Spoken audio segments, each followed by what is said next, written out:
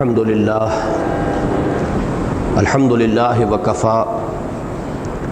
والصلاة والسلام علی عبادہ الذین اصطفیٰ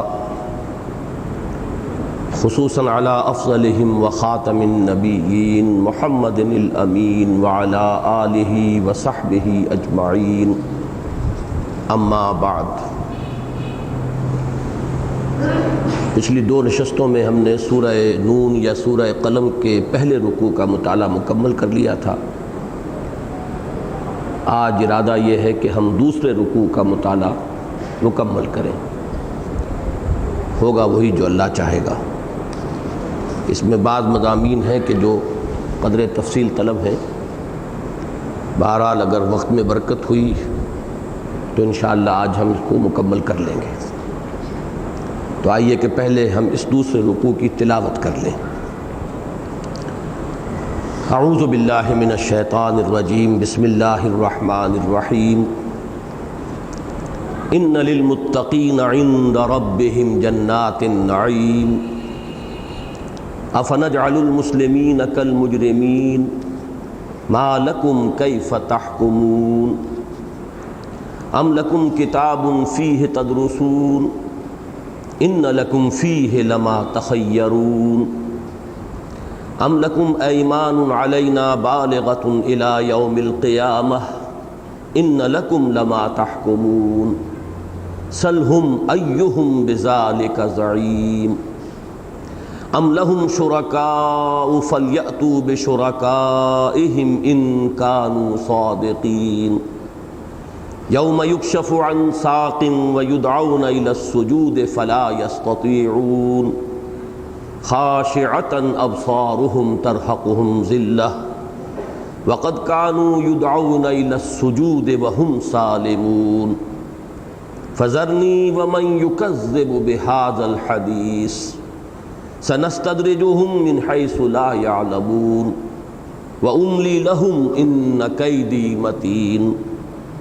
ام تسألهم اجرا فهم من مغرم مثقلون،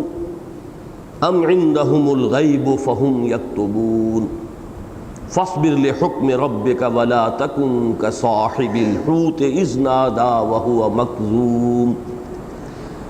لولا ان تدارکہ نعمة من ربہ لنبذ بالعراء وهو مذموم، فاجتباہ ربہ فجعلہ من الصالحین، وإن يكاد الذين كفروا ليزلقونك بأبصارهم لما سمعوا الذكر ويقولون إنه لمجنون وما هو إلا ذكر للعالمين، صدق الله العظيم۔ رب اشرح لي صدري ويسر لي امري واحلل عقدة من لساني يفقهوا قولي، اللهم ربنا الہمنا رشدنا واعذنا من شرور انفسنا، اللهم ارنا الحق حقا وارزقنا اتباعه وارنا الباطل باطلا وارزقنا اجتنابه، آمین یا رب العالمین۔ سورہ نون یا سورہ قلم کے اس دوسرے رکوع کے مضامین کو سمجھنے کے لیے چند باتیں تمہیدی گوش گزار کرنی ہیں۔ پہلی نمایاں بات جو اس سورہ مبارکہ کی تلاوت کے ذریعے سے خود بخود سامنے آتی ہے وہ یہ ہے کہ اس میں سٹائل 3-4 مرتبہ بدلا ہے۔ پہلے رکوع میں 3 سٹائل آپ کو ملیں گے۔ ابتدا میں بڑا دھیما انداز ہے، دلجوئی کا انداز ہے، 7 آیات چونکہ حضور سے خطاب ہے اور حضور کی دلجوئی اور تسلی کرنا مقصود ہے، جس پر ہم تفصیلاً غور کر چکے ہیں، لہذا وہ بڑا دھیما انداز، سمجھانے کا انداز، تسلی دینے کا انداز، دلجوئی کا انداز ہے۔ اس کے بعد آیت نمبر 8 سے شروع ہو کر اور آیت نمبر 16 تک، یہ 9 آیات، ان میں بڑی تیزی اور تندی، اظہار غضب، اس لیے کہ وہ ایک کردار جس کا کہ ہم پچھلے دونوں مرتبہ ذکر کر چکے ہیں کہ حضور کے مخالفین میں 3 قسم کے کردار تھے۔ ایک تو انتہائی ہر اعتبار سے خیر سے خالی، ابو لہب اس کا ایک نمایاں اس کی علامت، ایک وہ کہ جس کے اندر کچھ نہ کچھ خیر کے پہلو تھے، جرأت بھی تھی، جسارت بھی تھی، بہادری بھی تھی، بخل بھی نہیں تھا۔ وہ مخالفت تو کر رہا تھا لیکن یہ کہ علی الاعلان، ڈنکے کی چوٹ، حملہ آور ہو رہا تھا تو سامنے سے۔ اس کردار کی نمایاں مثال جو ہے وہ ابو جہل ہے۔ ایک درمیان میں کردار تھا اور اس پر اللہ تعالیٰ کا غضب سب سے زیادہ بھڑکا ہے قرآن مجید میں۔ یہ ہے ایک مصالحت آمیز انداز، جس کو میں نے پہلے تعبیر کیا تھا کہ میٹھی چھری سے جسے ہم محاورتاً تعبیر کرتے ہیں، یا گڑ دے کر مارنے کی کوشش کہ کچھ مصالحت ہو جائے، اور وہ جو ایک شدید ترین امتحان سے ہم دو چار ہو گئے ہیں کہ حق سامنے آ گیا ہے، قبول کرتے ہیں تو طرح طرح کے مصائب سامنے آتے ہیں، اپنی مصلحتیں جو ہیں وہ مانے ہیں اس حق کو قبول کرنے میں، نہیں کرتے ہیں تو اندر سے دل جو ہے بلابت کرتا ہے، ضمیر کاٹتا ہے۔ تو اس سے بچاؤ کی کوئی شکل ہو جائے، یعنی میں نے عرض کیا تھا یہ منافقانہ کردار ہے اور یہ مصالحانہ انداز اختیار کرتا ہے۔ وہ جو ایک قانونی ایمان کی سرحد تھی، اس کے جو ادھر رہ گئے وہ کافر تھے، لیکن گویا کہ انہیں ہم یہ کہیں گے کہ کافروں میں سے، مخالفین میں سے جو اس کردار کے حامل تھے وہ گویا کفر کے منافق تھے، اور جو کسی سبب سے اس پالے کو کراس کرائے ادھر آ گئے وہ مسلمانوں کے منافق تھے، مسلمانوں میں منافق تھے، جن کا دعویٰ یہ تھا کہ انما نحن مصلحون، ہم تو مصالحت کرنا چاہتے ہیں، اصلاح کرنا چاہتے ہیں، خام خواہ دنگا فساد اور خام خواہ یہ زیادہ اپنے موقف کے اوپر بہت ہی زیادہ تشدد جو ہے اس کا کیا حاصل ہے۔ تو یہ کردار ہے، اس پر اللہ کا غضب بھڑکا ہے ان آیات میں جو ہم پڑھ چکے ہیں۔ تو یہ دوسرا حصہ جو ہے سورہ مبارکہ کے پہلے رکوع کا، اس کا انداز جو ہے بڑا غضبناک انداز تھا۔ تیسرے حصے میں ایمان بالآخرہ کو ایک تمثیل کے پیرائے میں سمجھایا گیا، وہاں بھی بڑا دھیما انداز ہے، افہام و تفہیم کا انداز ہے۔ البتہ اب یہ جو دوسرا رکوع ہے 19 آیات پر مشتمل، اس میں ابتدا سے انتہا تک بہت ایک تیزی کے ساتھ ایک رد و قدح کا انداز ہے کہ جیسے مخالفت ہو رہی ہے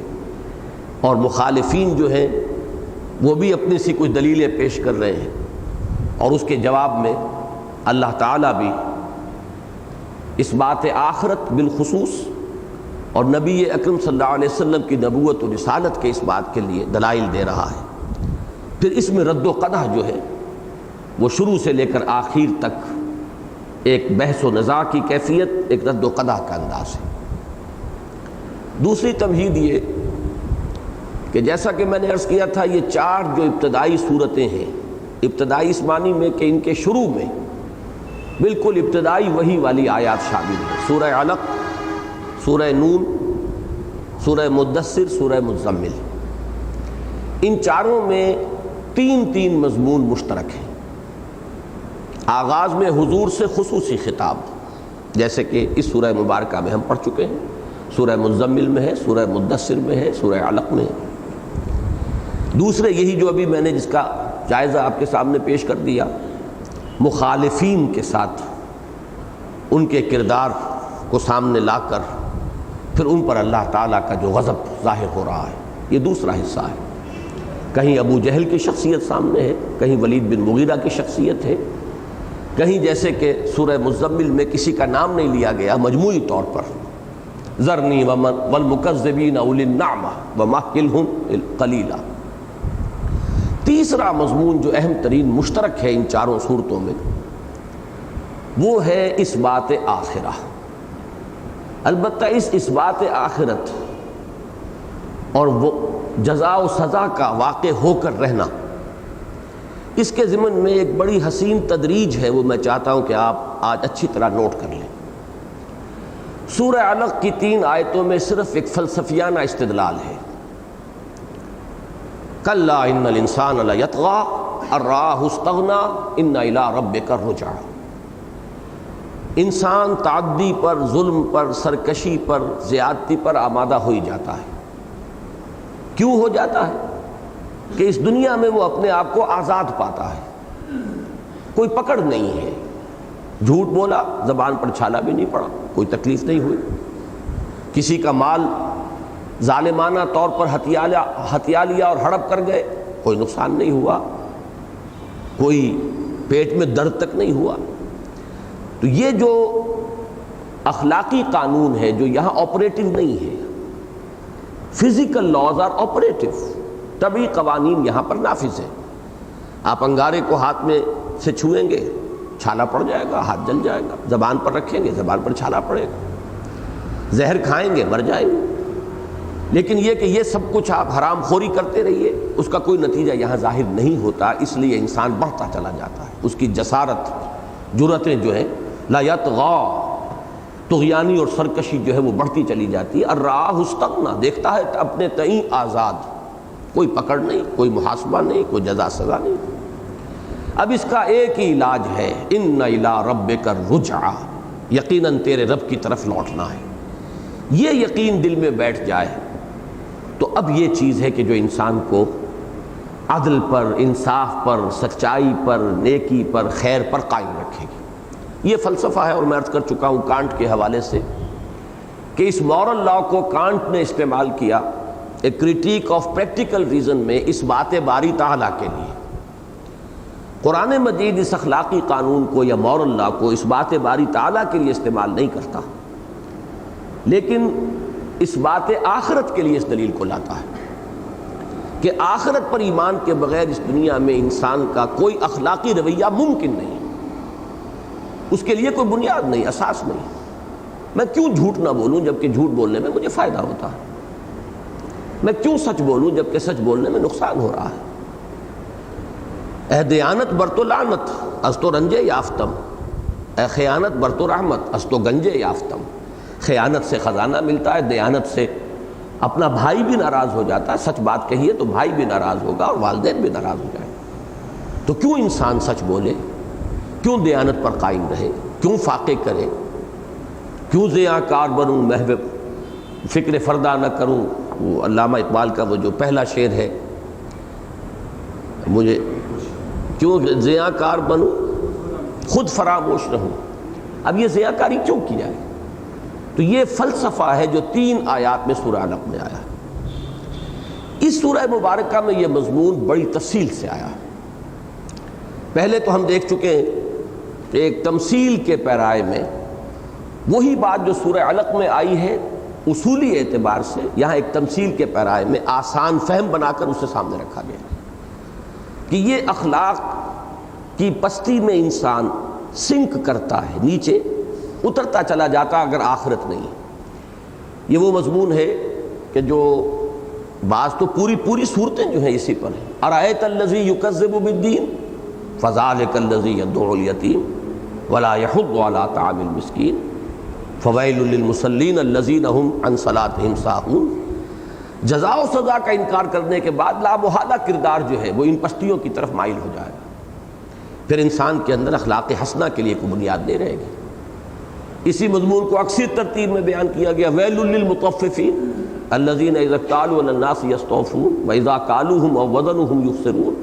الا یظن اولئک انہم مبعوثون لیوم عظیم یوم یقوم الناس رب العالمین. انسان اتنی پستی میں اس لیے جاتا ہے کہ اسے یا تو آخرت کا علم نہیں یا آخرت مستحضر نہیں رہتی، اوجھل ہو جاتا ہے اس کا تصور ذہن سے.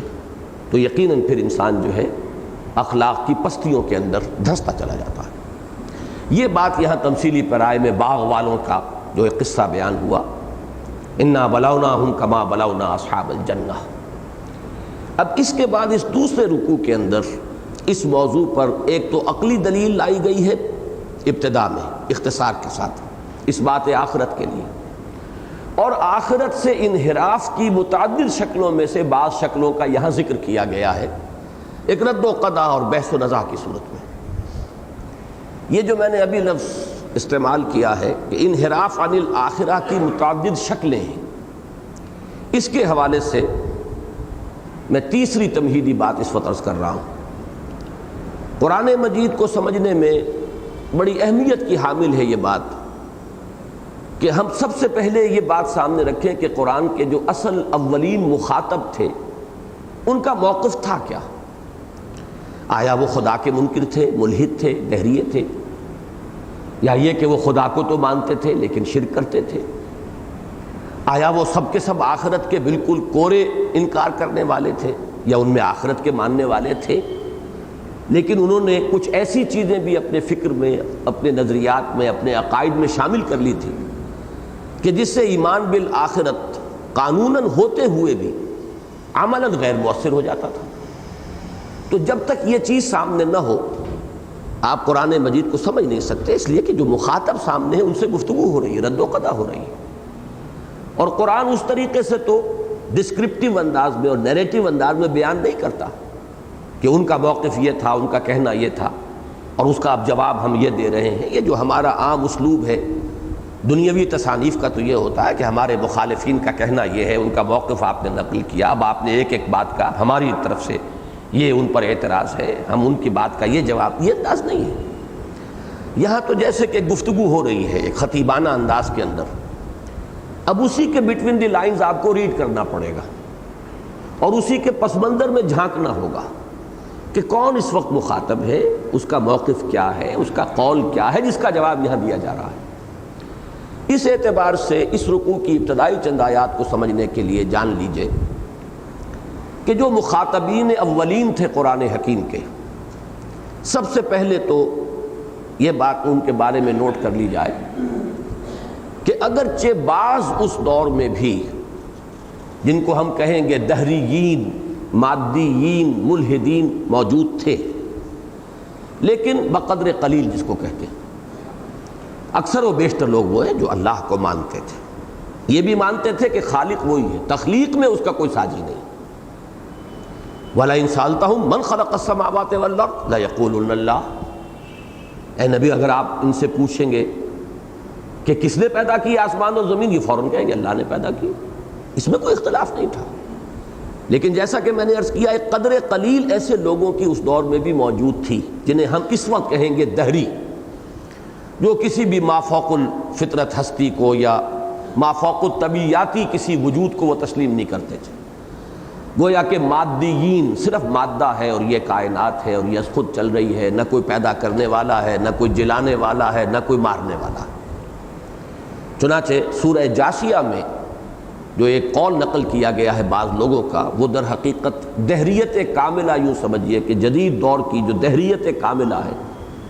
اس کے پورے فلسفے کو ایک آیت میں سمو لیا گیا۔ یہ سورہ جاسیہ کی آیت نمبر 34 ہے، وَقَالُوا مَا هِيَ إِلَّا حَيَاتُنَا الدُّنْيَا نَمُوتُ وَنَحْيَا وَمَا يُهْلِكُنَا إِلَّا الدَّهْرُ۔ اور انہوں نے یہ کہا، یا وہ یہ کہتے ہیں کہ نہیں ہے کوئی زندگی ہماری سوائے اس دنیا کی زندگی کے، اس میں تو آخرت کا انکار آ گیا۔ نموت ونحیا، ہم خود ہی مرتے ہیں، خود ہی جیتے ہیں، کوئی ہمارا مارنے والا، جلانے والا، کوئی اور کوئی شخصیت، کوئی ہستی نہیں۔ وما یہلکنا الا الدہر، اور جو ہلاکت بھی آتی ہے تو وہ یہی گردش افلاک ہے، یہ دہر ہے، اسی کا یہ الٹ پھیر ہے، یہی جو سلسلہ اسباب و علل ہے، اسی سے خود بخود یہ کارخانہ چل بھی رہا ہے، اسی کے ساتھ ہلاکت بھی وابستہ ہے۔ تو یہ تصور جو ہے یوں سمجھیے کہ ایک آیت کے اندر جسے ہم جدید دہریت کہیں گے وہ موجود ہے، تو گویا کہ کچھ نہ کچھ لوگ اس وقت ایسے بھی موجود تھے، چاہے وہ نہ ہونے کے برابر ہوں، آٹے میں نمک کے برابر ہوں، لیکن ہمیں اس سے یہ فائدہ ہوا کہ قرآن مجید نے ان کے موقف کو بھی نقل کر کے پھر ان کی بھی نفی کی ہے۔ ہمارے لیے حکمت کا اور دانائی کا وہ حصہ بھی قرآن مجید میں آ گیا۔ اکثر و بیشتر لوگ جو وہاں تھے انہیں آپ کہیں گے مشرک، یعنی اللہ کو مانتے تھے لیکن شرک کرتے تھے، اور ایمان بالآخرہ کے ضمن میں کم سے کم 5 شیڈز تھے وہاں اس معاشرے میں موجود، جن کو اچھی طرح آئیڈینٹیفائی کر لینا چاہیے۔ ایک تو وہ لوگ تھے جو سرے سے منکر تھے، آخرت واخرت نہیں ہے، کیسے ممکن ہے جب ہم مر جائیں گے، گل سڑ جائیں گے، ہماری ہڈیاں بھی بوسیدہ ہو جائیں گی، اذا كنا عظاما نخرا عظاما ورفاتا، جب کہ ہمارا یہ حال ہو جائے گا تو کیسے ممکن ہے ہاتھ لما توعدون، انہونی بات ہے، انہونی بات ہے، جو بات کہی جا رہی ہے یہ قطعاً ناممکن ہے۔ بل عجبوا ان جاءهم منذر منهم فقال الكافرون هذا شيء عجيب أإذا متنا وكنا ترابا ذلك رجع بعيد۔ جب ہم مر جائیں گے مٹی ہو کر مٹی میں مل جائیں گے، پھر دوبارہ ہمیں اٹھا لیا جائے گا، یہ ہونے والی بات۔ یہ تو گویا کہ کورے منکر تھے، صاف انکار کرنے والے، آخرت کو نہیں مانتے۔ قرآن مجید میں ان سے جو بحث و نزاع ہے اور جو گفتگو ہے، جو ان کے خلاف، ان کے اس موقف کے خلاف ان پر جو حجت قائم کی گئی ہے، اس صورت میں وہ مضمون نہیں ہے۔ یہ مضمون جو ہے آپ کو اس 29ویں پارے میں سورہ قیامہ میں ملے گا، پورے شد و مت کے ساتھ، پورے زور شور کے ساتھ، اور اس میں اللہ تعالیٰ کی صفت قدرت کے حوالے سے ساری بات ہوتی ہے کہ اگر تم اللہ کو مانتے ہو تو بتاؤ کہ تم اللہ کو، کس اللہ کو مانتے ہو؟ عاجز و لاچار اللہ کو مانتے ہو یا علی کل شیء قدیر اللہ کو مانتے ہو؟ اگر وہ علی کل شیء قدیر ہے تو گویا کہ تم خود اپنی نفی کر رہے ہو، ایک ایسی ہستی کو مانتے ہو جو ہر شے پر قادر ہے، اور پھر کہتے ہو کہ کیسے کرے گا وہ؟ الیس ذالک بقادر علی یحیی الموتیٰ، کیا وہ ہستی جو تمہارے نزدیک تم اگر تسلیم کرتے ہو کہ وہ اومنی پوٹنٹ ہے، علی کل شیء قدیر ہے، تو کیا وہ اس پر قادر نہیں ہوگی کہ مردہ کو زندہ کر دے؟ پھر اس پر استدلال لایا جاتا ہے کہ جس نے تمہیں اس گندے پانی سے بنا کھڑا کیا، پورا انسان بنا دیا ایک بوند سے، اس کی خلاقی کے بارے میں کیا تصور ہے تمہارا؟ پھر کیا تم یہ سمجھتے ہو افعینا بالخلق الاول، کیا ہماری وہ قوت تخلیق ختم ہو گئی؟ کیا ہم عاجز آ گئے؟ یہ مختلف انداز ہے۔ مثبت انداز میں فرمایا جاتا ہے اللہ الذی یبدأ الخلق ثم یعیدہ، وہی ہے جو پہلے بھی پیدا کرتا ہے اپنی مخلوق کو، پھر اس کا اعادہ بھی کرے گا۔ تو جو پہلے پیدا کر سکتا ہے اسے دوبارہ اس کو پیدا کرنا کیسے مشکل ہو گیا؟ حالانکہ عقل عام بھی یہ حکم لگائے گی کہ کسی کام کو پہلی مرتبہ کرنا مشکل ہوتا ہے، ایک دفعہ آپ نے کر لیا ہو تو اب تو اس کو ریپیٹ کرنا ہے، وہ تو آسان ہو جائے گا۔ تو یہ رد و قضا ہے ان لوگوں سے کہ جو آخرت کے سرے سے منکر تھے، بعث بعد الموت کو محال سمجھتے تھے، انہونی بات سمجھتے تھے۔ اس سورہ مبارکہ میں ان سے بحث نہیں۔ اب اس کے بعد آئیے وہ دوسرا جو حصہ ہے اس انحراف عن الآخرہ کا، وہ اس موقف پر کہ آخرت تو ہے، ہوگا، اللہ کے پاس جانا ہے، اس کے لیے عقلی دلائل ہیں، شواہد ہیں، سب کچھ ہے، لیکن اب انہوں نے اس کے ساتھ کچھ چیزیں شامل کی۔ نمبر ایک، ہمارے کچھ شرکاء ہیں وہ ہمیں بچا لیں گے، شفاعت باطلہ، ہؤلاء شفعاؤنا عند اللہ۔ معلوم ہوا کہ جب، جیسے کہ آپ کو ریاضی میں معلوم ہے کہ زیرو سے بڑی رقم ضرب کھائے گی، زیرو ہو جائے گی۔ اب وہ آخرت کا ماننا، بعث بعد الموت کو تسلیم کرنا، سب غیر مؤثر ہو گیا، زیرو ہو گیا جب آپ نے اس کے ساتھ یہ شفاعت باطلہ کا تصور قائم کر لیا کہ وہاں ہمارے چھڑانے والے ہیں، کچھ ہیں جن کی ہم ڈنڈوت کرتے ہیں، ہم ان کو چڑھاوے چڑھاتے ہیں، آخر چادریں چڑھاتے رہے ہیں ہم جا کر، بڑی بڑی قیمتی چادریں ہیں، بڑی بڑی ہم نے دیگیں چڑھائی ہیں، کاہے کے لیے چڑھائی؟ اور ان بتوں کے سامنے آ کے ڈنڈوت کرتے ہیں ہم، چڑھاوے چڑھاتے ہیں، یہ کس لیے؟ ہؤلاء شفعاؤنا عند اللہ۔ معلوم ہوا کہ وہ منکر تو نہیں تھے، جو شفاعت باطلہ کا تصور رکھتا ہے وہ آخرت کو مانتا ہے تو شفاعت کی ضرورت کو محسوس کرتا ہے، لیکن یہ کہ اس تصور کے ساتھ، جیسا کہ میں عرض کر چکا ہوں، یہ بالکل ایسے ہی ہے جیسے زیرو سے ضرب دے دی گئی، اب وہ زیرو ہے۔ وہ آخرت کا ایمان یا اقرار یا اس بات یا بعث بعد الموت کو تسلیم کرنا بالکل غیر مؤثر ہو گیا اس شفاعت باطلہ سے ضرب کھا کر۔ دوسری ایک جو اس سے صورت ہے انحراف کی، اس سے نسبتاً ہلکی، یہ میں بہت ثقیل چیزوں سے ہلکی چیزوں اور لطیف چیزوں کی طرف آ رہا ہوں تدریجاً، وہ یہ کہ ہم اللہ کے پسندیدہ لوگ ہیں، we are the chosen people of the lord, ہماری ایک نسلی نسبت ہے، ابراہیم کی اولاد ہے، نحن ابناء اللہ واحباؤہ، ہم تو اللہ کے بیٹوں کے مانند ہیں، اس کے بڑے چہیتے ہیں، لاڈلے ہیں۔ اب یہ سب سے زیادہ نمایاں طور پر یہ موقف تھا یہود کا، اور آج کل بھی آپ کو معلوم ہے کہ ان کا تو یہ مستقل فلسفہ ہے، we are the chosen people of the lord. جب ہم اس کے چنیدہ لوگ ہیں، پسندیدہ لوگ ہیں، ہم ایک برتر نسل ہیں، اب ابراہیم کی اولاد ہیں، تو ہم تو یقیناً سیغفر لنا، ہمیں بخش دیا جائے گا۔ اور اگر بالفرض باقی نوع انسانی کی آنکھوں میں دھول جھونکنے کے لیے اگر ہمیں جہنم میں ڈالا بھی گیا تو لن تمسنا النار الا ایاما معدودات، ہمیں آگ نہیں چھو سکتی مگر گنتی کے چند دن، اس سے زائد نہیں۔ یہ دوسرا ہے تصور، اور اسی کے ساتھ شامل کر لیجئے یہ تو ایک نسلی نسبت تھی، ایک گروہی نسبت بھی ہوتی ہے جو ہمارے ہاں موجود ہے، جو کچھ بھی ہے لیکن تیرے محبوب کی امت میں ہے، امت مرحومہ۔ اب معلوم ہوا کہ چونکہ ہمارا ایک تعلق ہے، نسبت ہے محمد الرسول اللہ صلی اللہ علیہ وسلم کے نام کے ساتھ، ہم نام لیوا ہیں، لہذا جو بھی ہمارے عمل ہو، جو کردار ہو، جو بھی کچھ ہو وہ اپنی جگہ پر ہے، لیکن یہ نسبت جو ہے یہ ضمانت ہے کہ بہرحال وہاں ہمارے ساتھ پریفرنشل ٹریٹمنٹ ہوگا۔ یہ دوسرا انحراف ہے۔ تیسرا انحراف جس پر کہ یہاں اس رکوع میں گفتگو ہو رہی ہے وہ یہ ہے، اس کے قرآن مجید میں کئی جگہ اس کا تذکرہ آیا، وہ میں بعد میں اس کے حوالے دوں گا، اس وقت تو اصولی طور پر بات سمجھ لیجئے کہ اصحاب ثروت، اصحاب دولت و وجاہت، انہیں یہ غرہ ہو جاتا تھا کہ جب اللہ نے ہمیں یہاں عزت دی، دولت دی، سرمایہ دیا، اقتدار عطا فرمایا تو یقیناً ہم اس کے چہیتے ہیں، اور جب ہم اس کے چہیتے ہیں تو اس کا یہی چہیتا ہونا دلیل ہے کہ ہمیں آخرت میں بھی ملے گا، اور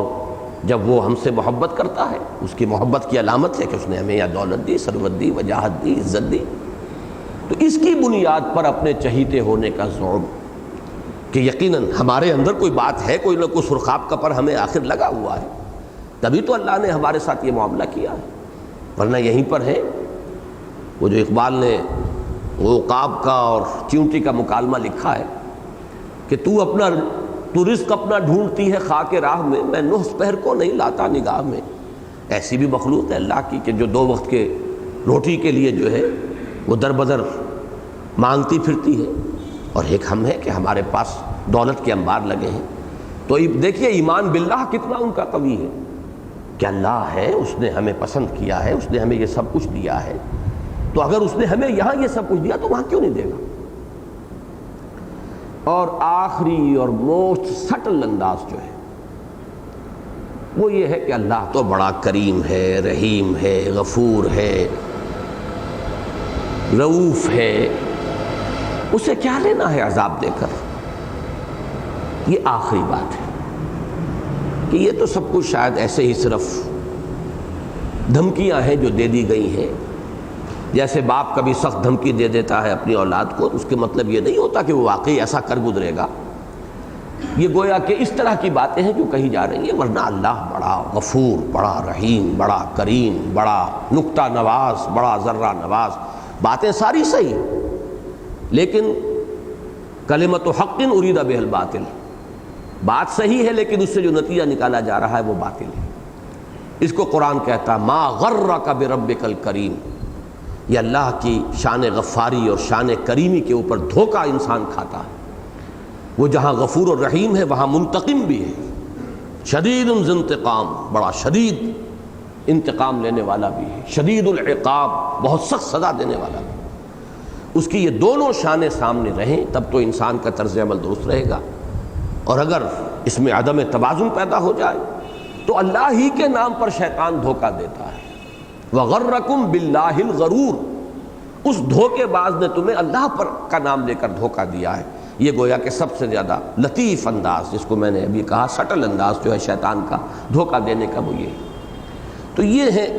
انحراف عن الآخرہ کی مختلف صورتیں، جن میں سے بعض اس سورہ مبارکہ کے دوسرے رکوع کی ابتدائی آیات میں آ رہی ہیں۔ اب آئیے ان تمہیدی باتوں کے بعد اب ہم سلسلے وار مطالعہ کر رہے ہیں۔ ان للمتقین عند ربہم جنات النعیم،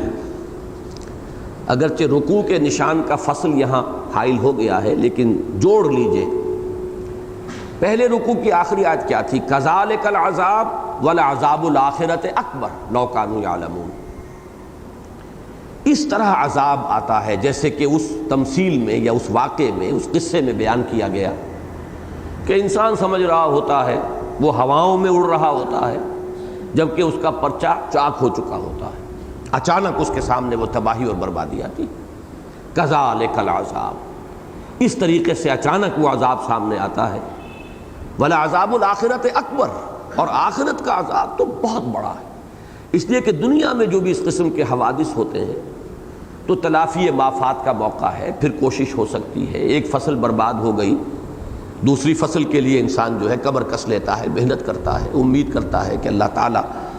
میرا جو یہ نقصان ہوا ہے اس کی بھی اللہ تعالیٰ کی طرف سے تلافی ہو جائے گی، یہ فصل امیدوں کی ہمدم اس بار بھی غارت جائے گی۔ لیکن یہ ہے کہ پھر انسان کوشش کرتا ہے، دھرتی کے کونے کھدروں میں پھر اپنے لہو کی کھاد بھرو، پھر مٹی سینچو اشکوں سے، پھر اگلی رت کی فکر کرو۔ لیکن یہ کہ وہ جو آخرت والا معاملہ ہو نا، پھر کوئی موقع نہیں ہے، اس لیے وَلَعَذَابُ الْآخِرَةِ أَكْبَرُ لَوْ كَانُوا يَعْلَمُونَ۔ اب اس کے ساتھ سائملٹینیس کنٹراسٹ کے حوالے سے بات شروع ہوئی، ان للمتقین عند ربہم جنات النعیم، یہ ہے وہ سائملٹینیس کنٹراسٹ، فوری تقابل۔ یقیناً خدا ترس لوگوں کے لیے ان کے رب کے پاس متقین۔ اب یہ جو تقویٰ کا اصل مفہوم ہے اس کو ذہن میں رکھیے، اور یہ چونکہ بالکل ابتدائی آیات ہیں، ابتدائی دور کی آیات ہیں، وہ تقویٰ ابھی ایک اصطلاح کی حیثیت سے سامنے نہیں آیا ہے، یہ الفاظ رفتہ رفتہ اصطلاحات کی شکل اختیار کریں گے۔ یہاں لفظ تقویٰ کی جو اصل روح ہے اس کو سمجھیے۔ تقویٰ کے معنی بچنا، یعنی انسان کے اندر ایک اخلاقی حس جو اللہ نے ودیت کی ہوئی ہے، وہ اخلاقی حس اگر بیدار ہے تو وہ روکتی ہے، اندر ہی سے اسے کوئی چیز جو ہے، اندر ہی سے کوئی بریک لگتا ہے، یہ کام غلط ہے مت کرو، یہ چیز صحیح نہیں ہے، اس پر تمہارا حق نہیں ہے، مت ہاتھ بڑھاؤ۔ یہ بچنا ہے جس کو کہ انسان وہ اپنی اندرونی آواز، اپنی اخلاقی حس کی وجہ سے، اور اس کے مقابلے میں آخری پارے میں سورۃ اللیل میں جو آیا ہے استغنا، بے پرواہ ہو جانا۔ جب یہ اخلاقی حس کند ہو جاتی ہے تو انسان بے پرواہ ہو جاتا ہے، کوئی پرواہ نہیں، انسان کو احساس ہی نہیں ہوتا میں صحیح کر رہا ہوں، غلط کر رہا ہوں، جائز کہہ رہا ہوں، ناجائز کہہ رہا ہوں، صحیح جو میرے لیے میرا حق ہے وہی لے رہا ہوں یا کسی کے حق پر دسترازی کر رہا ہوں، وہ استغنا ہے۔ اور اس کے برعکس جو کیفیت ہے انسان کی اس اخلاقی حس کی بیداری کی، وہ تقویٰ ہے۔ تو وہ لوگ کہ جن کی یہ اخلاقی حس بیدار ہے، ان للمتقین عند ربہم جنات النعیم، ان کے لیے ان کے رب کے پاس نعمتوں والے باغات ہیں۔ اب جب یہ منفی اور مثبت دونوں انداز میں جزا و سزا کا اس بات ہو گیا، وہ تمہیدی بات جو میں کہہ رہا تھا اس میں ایک بات کا اضافہ کر لیجئے، اس صورت میں بھی آپ کو یوم القیامہ کا تصور نہیں ملے گا، ابھی باقاعدہ قیامت کا تصور اور جہنم کا ذکر نام لے کر وہ یہاں نہیں آ رہا۔ جیسا کہ میں عرض کر رہا ہوں کہ یہ تدریجاً ایک مضمون کا ان صورتوں کے، اس لیے میں بار بار تقابلی مطالعہ کرا رہا ہوں۔ سورہ علق میں بھی یوم الآخرہ کا ذکر نہیں ہے، جہنم کا ذکر نہیں ہے۔ سورہ نون میں بھی نہ جہنم کا ذکر ہے، نہ اس کے عذاب کی تفصیل ہے، نہ اس کے شدائد کا ذکر ہے، کچھ نہیں، صرف اصولاً وہاں لفظ آیا ہے ان الی ربک الرجعی۔ اب یہاں پر ایک تصور آخرت کا دیا جا رہا ہے، آخرت ہے، کوئی اور زندگی ہے، پچھلی زندگی ہے۔ اس سے آگے خاص طور پر یوم القیامہ جس کا تصور کہ پھر بہت ہی وضاحت کے ساتھ آیا ہے، سورہ مزمل میں بھی ہے، سورہ مدثر میں ہے، یوم یجعل الولدان شیبا السماء منفطر بہ، اس کا ذکر جو ہے سورہ مزمل میں آپ کو ملا ہے، سورہ مدثر میں آئے گا فاذا نفخ فی الصور فاذا نقر فی الناقور فذلک یومئذ یوم عسیر علی الکافرین غیر یسیر۔ اب وہ جا کر مرتکز ہو رہا ہے یوم القیامہ پر ذکر، اور پھر جہنم کا ذکر، ان لدینا انکالا وجحیما وطعاما ذا غصۃ وعذابا الیما۔ اور سورہ مدثر میں وہ جہنم کا جب ذکر آیا ہے، تو اس لیے اس تدریج کو ذہن میں رکھیے کہ یہاں پر ایک آخرت کا اجمالی تصور، اور اس میں منفی اور مثبت جب دونوں باتیں آ گئیں، اب دلیل آ رہی ہے افنجعل المسلمین کالمجرمین ما لکم کیف تحکمون، کیا ہم اپنے فرما برداروں کو اپنے مجرموں کے برابر کر